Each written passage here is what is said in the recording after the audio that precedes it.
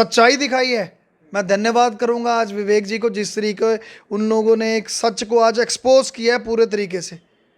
तो जो आग एक दर्दनाक और भयानक वहाँ पर जो जो उस समय जो वहाँ पर जिस तरीके से जेनोसाइड करके वहाँ पर कश्मीरी हिंदू पंडितों को निकाला गया, तो ये तो आज मैं बोल रहा हूँ कि वो जो डायरेक्टर है विवेक जी, उन्होंने तो एक बड़ा गट्स रख के पूरी सच्चाई दिखा दी है। तो वो तो सच भी है। देखिए, मैं वहाँ पर जब देख रहा था वहाँ पर थिएटर में मूवी, तो भावुक तो मैं भी हो गया था। किस तरीके से, किस बेरहमी से उस समय हमारे कश्मीरी पंडित भाइयों को वहाँ से निकाला गया। तो ये तो अगर आप इसकी कोई अगर आप कल्पना भी करें, मुझे तो लगता है कि इसकी कल्पना भी करना क्या दृश्य होगा। और जिस तरीके से, जिस खूबसूरती से डायरेक्टर विवेक जी ने इसको पूरा पेश किया है, मुझे लगता है कि हैट्स ऑफ टू हिम, कि किस तरीके उन्होंने पूरे घटनाक्रम को दिखाया है। और आज देखकर, इतना दर्दनाक सीन देखने के बाद, इतना सब कुछ देखने के बाद, सच में रोंगटे खड़े हो जाते हैं। सच में वो सच्चाई होती है और सच छुपता नहीं है।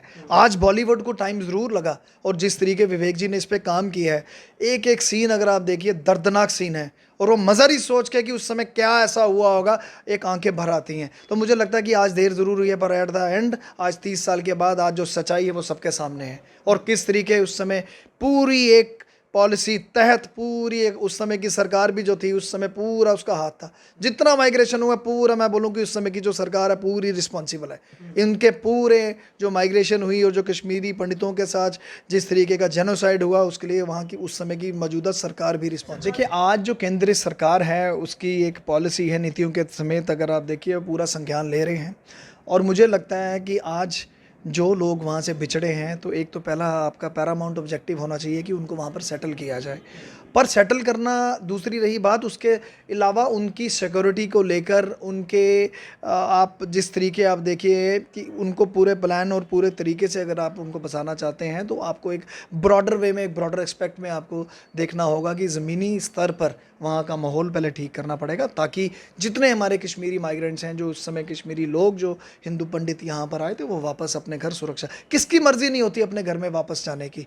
आज भी वो सोचते हैं कि जितना अपना घर उन्होंने वहाँ से घर बार छोड़ा है, तो हर किसी की मर्ज़ी तो है वापस जाने की, पर प्रॉपर उसके एक पूरे बंदोबस्त होने चाहिए, प्रॉपर एक तरीके से एक पॉलिसी के तहत उनको वापस की एक पॉलिसी। और एक मुझे लगता है कि सरकार को आज एक पहल कर कर इस पर काम करना चाहिए। सच तो सबको दिख गया है, सरकार की नाकामी भी सबको दिखी, सब कुछ पूरा क्लियर कट है, इसमें तो कुछ छुपाया ही नहीं है।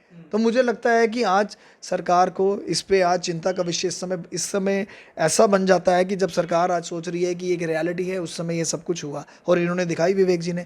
आज सरकार अगर कुछ स्टेप लेगी, तो मुझे लगता है कि एक ब्रॉडर वे में उसको सब पूरे स्टेप्स लेने पड़ेंगे और जल्दी से जल्दी इनको पूरे वापस इनको सेटल किया जाए वहाँ।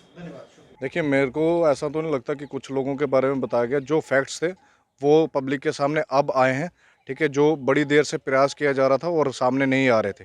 और मैं तो ये मानूंगा कि मतलब विवेक जी का एक ये बहुत बड़ा स्टेप है कि उन्होंने ये ट्रुथ जो था और फैक्ट्स जो थे वो सबके सामने लाए। तो इसमें मैं उनकी प्रेज़ भी करूंगा। और मतलब जो रियलिटी थी, मतलब वो सब लोगों के सामने आई। इतनी सिलेक्टिव किलिंग्स जो कश्मीरी पंडित्स की वहाँ पे की गई, हिंदूज़ की गई, वो नहीं होनी चाहिए थी। और ऐसे ही सिलेक्टिव किलिंग्स डोडा, भद्रवाह, किश्तवाड़ में भी के एरियाज़ में भी हुई है, ठीक है। और मतलब जानबूझ कर के उनको मारा गया, उनका नाम पूछ कर के मारा गया। बहुत सारी ऐसी मतलब जगहें हैं जहाँ पे सिलेक्टिव हिंदूज़ की किलिंग की गई है। तो ये चीज़ें मतलब फिर से इसको गवर्नर साहब को इस पर देखना चाहिए, कमेटी की बिठानी चाहिए, जांच करानी चाहिए, और जो इसके लिए रिस्पॉन्सिबल है उनको बिहाइंड बार्स मतलब डालना चाहिए। है कि इसमें मतलब जो बाकी डायरेक्टर्स की अगर मैं बात करूँ, वो फिल्म बनाते हैं। इन लोगों ने जो ये बनाई है, फैक्ट्स पे बनाई है, फैक्ट एंड फिगर्स पे ये सारी चीज़ बनाई है। और ये एक रियलिटी है जो लोगों के सामने आनी चाहिए थी। और क्या है कि लोग जो बाकी डायरेक्टर्स हैं, वो मूवीज़ बनाते हैं फॉर एंटरटेनमेंट, और वो बनाते हैं for source of income. But ये जो बनाई गई है, ये फैक्ट्स को सामने लाने के लिए और रियलिटी लोगों को दिखाने के लिए कि वास्तविकता में चीज़ क्या थी और क्या 1990 में वहाँ पे हुआ है।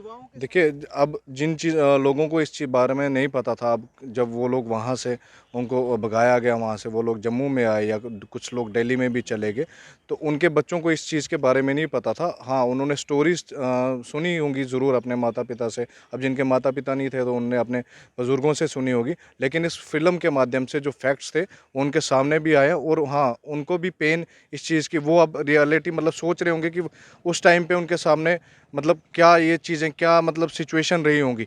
आप सोच सकते हैं मतलब अगर हाई कोर्ट के जस्टिस को अगर गोली मार दी थी सरेआम, ठीक है, तो उस टाइम पे मतलब वहाँ पे कितनी टेंस सिचुएशन होगी। तो मतलब आम नागरिक की तो सुरक्षा की तो सवाल ही पैदा नहीं होता जब हाई कोर्ट के जस्टिस को वहाँ पे गोली मारी गई।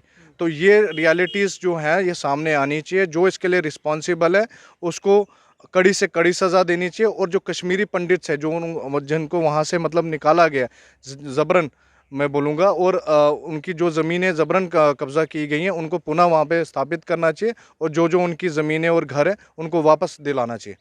विवेक अग्निहोत्री जी ने बहुत अच्छा काम किया है, उसको उजागर किया। मैं कहता हूँ इसमें अब जैसे और भी जैसे 1984 का भी हुआ, मैं तो कहता हूँ उसके ऊपर भी इनको पिक्चर बनानी चाहिए।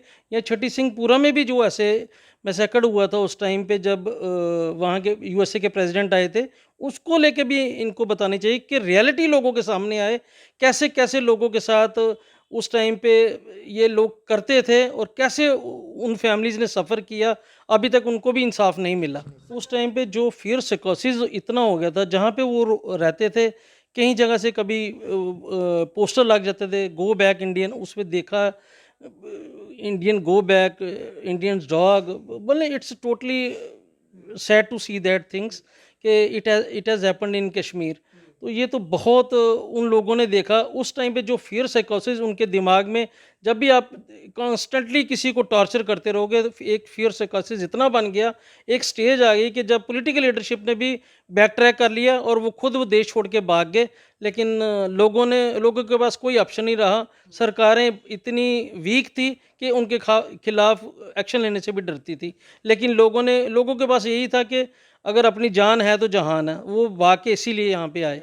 मैं तो कहता हूँ कोई भी अगर एज ए ह्यूमन बीइंग कोई इस एंगल को देखता है, आप उसको विजुलाइज करते हो कि किस ट्रॉमा से वो बंदा गुजरा है, कैसे वो फैमिलीज गुजरी होंगी, वो तो अपने आप में रोना क्या, उस टाइम तो अंदर बैठ के तो क्या हालत होती है, ये वही बंदा जानता है जो विजुलाइज करता है। इसीलिए हम एलजी साहब से ये रिक्वेस्ट कर रहे हैं कि इस पिक्चर को टैक्स फ्री किया जाए, ताकि हमारे स्टूडेंट्स उस जो उस टाइम पे इतना कैटास्ट्रॉफ हुआ लोगों के साथ, जिनोसाइड हुआ, वो लोगों को देखा जाए, बच्चे हमारे देखें, उस हिस्ट्री को देखें और उनके दिमाग में ये हिस्ट्री रहनी चाहिए, एक लेसन उनके दिमाग में रहना चाहिए। क्योंकि जब आप विजुलाइज करके वो चीज़ देखते हो ना, वो ज़्यादा इम्पेक्ट करती है एज़ कम्पेयर टू रीडिंग।